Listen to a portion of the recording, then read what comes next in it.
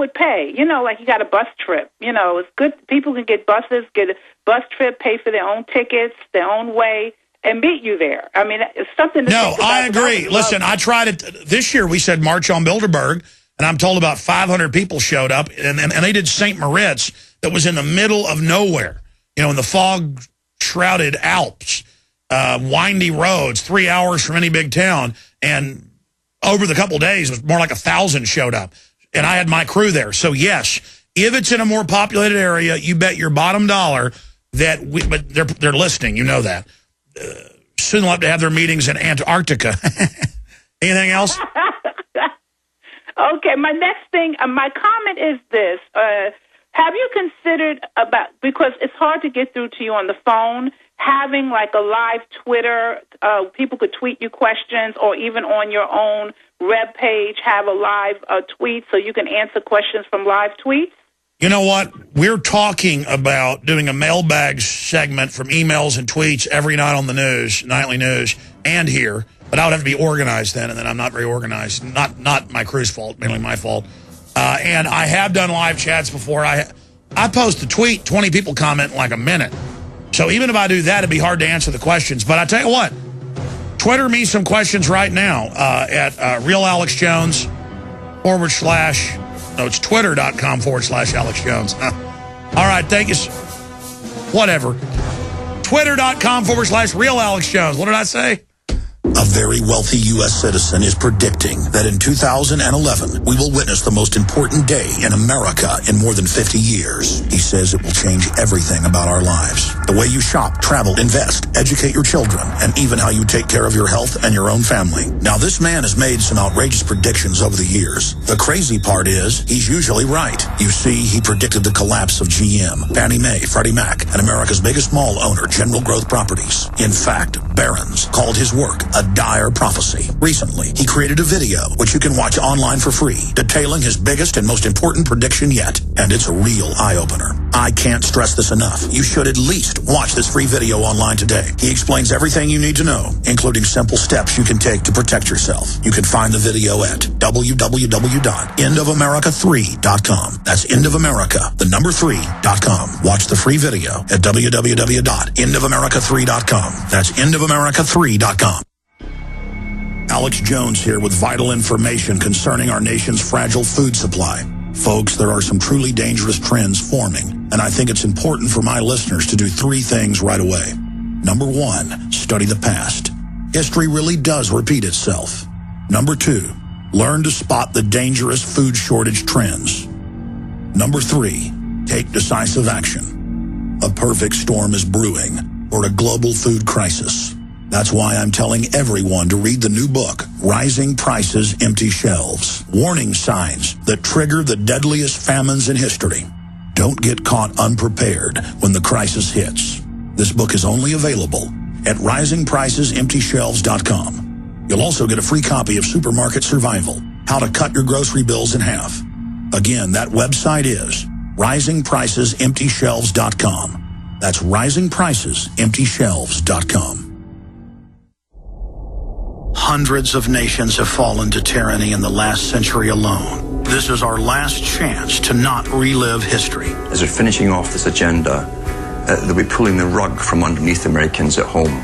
I have tremendous influence on our president and Congress, and they really are calling the shots. I think it's incumbent upon all of us as American citizens to pay attention. Fall of the Republic identifies the enemies of our nation, the criminal offshore cartel, hell-bent on destroying sovereignty, and on its ashes constructing world government. Tim Geithner, Bernanke, they're arsonists. They're asking for more matches. And the Congress is saying, who do we make the check out to? Today, seems like nobody does care. And right now in Washington, D.C., we have seen a fall of the Republic. Get your copy of Fall of the Republic on DVD at Infowars.com or watch it online right now in super high quality at PrisonPlanet.tv. He's the T-Rex of political talk. Alex Jones on the GCN Radio Network.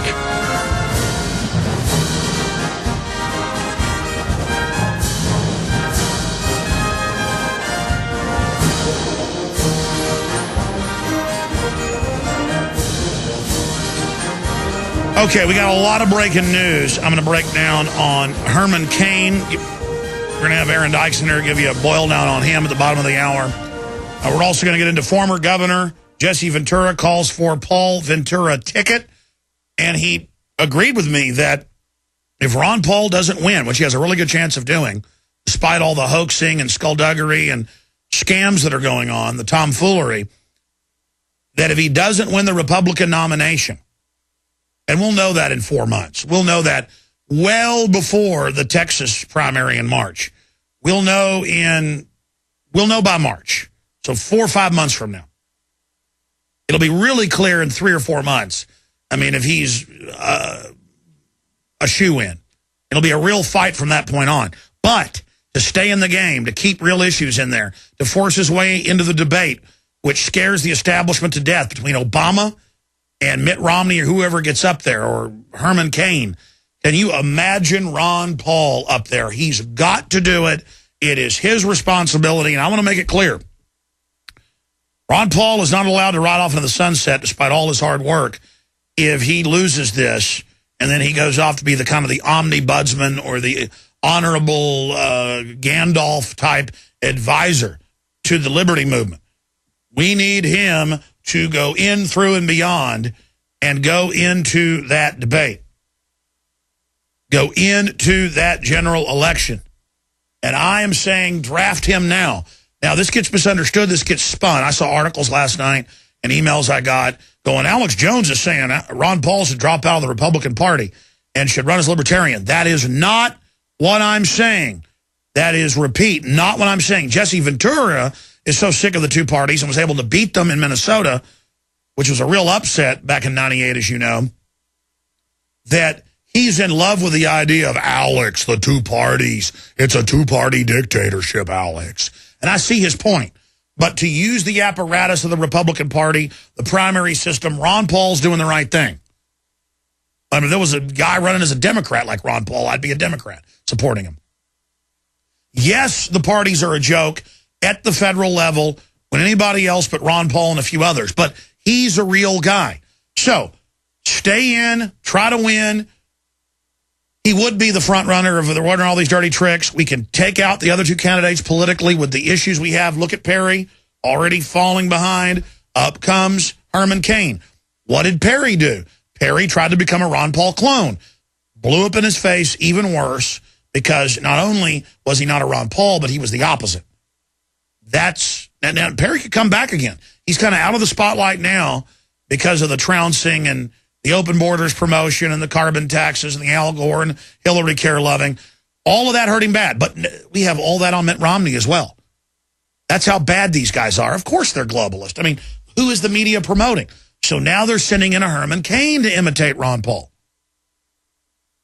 Now, he doesn't have as much dirt. He doesn't have as much dirt as McCain, did 4 years ago, or as somebody like a Mitt Romney today, or a Rudolph Giuliani. I mean, those guys are all jokes from the past, or a Newt Gingrich. But he's still bad news, and that's coming up after some calls. Regardless, though, here's what I'm saying. If Ron Paul doesn't get that nomination, I will guarantee you he can form the Liberty Party. Or if he wanted to, if the Libertarians haven't chosen their... Hey, look up when they have the Libertarian Presidential Caucus, when they have that big event and pick their presidential candidate with their delegates. Look up when they did that in 2008 for me. When did the Libertarians choose Bob Barr? Because I meant to look that up last night. The point is, I know it comes later than the beginning of the general primaries and caucuses. So if it isn't looking good for Ron Paul in March, and he starts to go into these other states, and they're announcing in Texas, Ron Paul only got 20% of the votes, which it's a fraud if that happens. So this guy is elected by the biggest margin of anybody in Congress from Texas. It's 80-something%.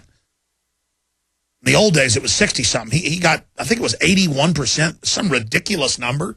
If it wasn't the last time, the time before. if he doesn't win and smash Rick Perry, the last 2 times, has not gotten elected in a 2-way race. He has to have 3 ways to win. A split, bifurcated, or I guess the word you'd use is, the point is, he can't win that way. Rick Perry. So I expect if there's not massive election fraud for Ron Paul to be a major contender. But we know there's going to be the fraud. So we stay in the game by bringing up the real issues. He runs as a libertarian, or if they don't want him, or that's already chosen, as the new Liberty Party. And Ron Paul gives him a big run to add real issues and to represent America and our constitutional ideas. That's what I want. I'm going to be putting articles out the next week or so at Infowars.com, PrisonPlanet.com, promoting that. We need to stay focused now on the Republican primaries.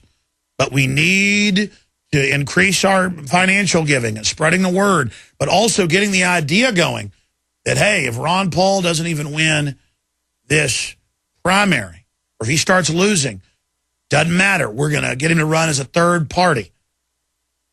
That way everybody doesn't get dejected and freaked out. If he doesn't win, everybody's ready to go to Plan B, which is Operation Inject the Truth. Now, obviously, Ron Paul can't come out and do this now, or they'll say, you're not even really a Republican. Why are you even up here? Which they've already tried to do. They tried to keep him out of debates last time and this time, saying he's not a Republican. You're not pro-war and pro-torture, and you don't want to bankrupt the country. You're actually like a founding father in your positions. You're not fit to be one of us, scum. You're too good to be one of us. Well, you're not a Skull and Bones minion like Herman Cain. Get out of here. So he'll have to wait, but we should start building that idea now so that if Ron Paul chooses, that happens. Or some other candidate at that time gets ready to jump in. We're still a year and a half out or a little less from the election. Did you guys find out when they selected the Libertarians, their last presidential candidate, Bob Barr? That's weird. Just look at the Libertarian Party website when they hold their caucus. July 3rd to 7th. Wow, that gives us a long time then if Ron Paul doesn't win in these primaries. There you go. That's what I thought. I thought it was in the summer. So there you go. He doesn't win the big states in March. He just activates the Liberty Committee, activates all that money. The money will pour in, and we're off to the races, and he can make what we saw happen with Ross Perot look like nothing. I'm telling you. I'm telling you. That's where we need to go with this. I normally stay out of Ron Paul's business and just support him, but, you know, you've heard me on air tell him, you got to run, you got to run. You heard me tell Rand Paul. I told Rand Paul privately, I said, you're going to win, buddy boy. He's like, I don't know. At least we'll be able to bring up real issues. And I said, no. You build it, they will come. They took some arm twisting by myself and many others. Yeah, there it is. The Libertarian National Convention is scheduled to be held in Las Vegas, May 4th and 6th. They've moved it back a month earlier. So let me see, March, April, May. So we got 2 months there. No problemo. Ron Paul in March, or even April, if he's not clearly going to win those primaries, they're all, boom, he jumps out. And I think that's already going on because he already announced he's going to retire from the House. So they can't give him this thing of, well, then you can't be a Republican to run on the Republican ticket in the state of Texas to use that apparatus to win. So he knows. So he can just say, well, fine, I'm now switching to independent, libertarian in my last year here in the House. And boom, I'm telling you it's going to happen. I'm telling you it's beautiful. We hope he gets the Republican nomination, but we don't give up if he doesn't. The real expert on this is Richard Reeves. He's been a delegate and everything else and a grassroots fighter. Hey, in fact, I want him in the last 5 minutes of the show today to give me his take on this. I haven't even brought this up to him yet. I've been thinking about it for months, but now we're getting into the zone here. Okay, I'm going to shut up. Let's go to your calls here. Who's up nexty? CJ in Michigan, you're on the air. Go ahead. Hey, Alex. Yeah, I got some interesting news here from Michigan. 2 weeks ago, Tuesday before last, you had Kurt Haskell on the nightly news. And strange and rare thing happened just before he came on. In Monroe, Michigan, there was a car bomb that went off. Now, what's really strange is Monroe, Michigan is a stone throws away from Taylor, Michigan, which Mr. Haskell has offices there. And then the car bomb went off in a lawyer's car, a Mr. Eric Chappell. Yeah, I mean, I remember the car bombing right around the time he came on here as well. I know he's been talking about the fake trial and the underwear bomber's own lawyers who he's fired. And the standby lawyers as well have told Haskell that it's basically an inside operation, and they think it's a setup, and that Muttalib has been threatened or something, which is standard. And yeah, I saw that it was a lawyer's car. Are you saying that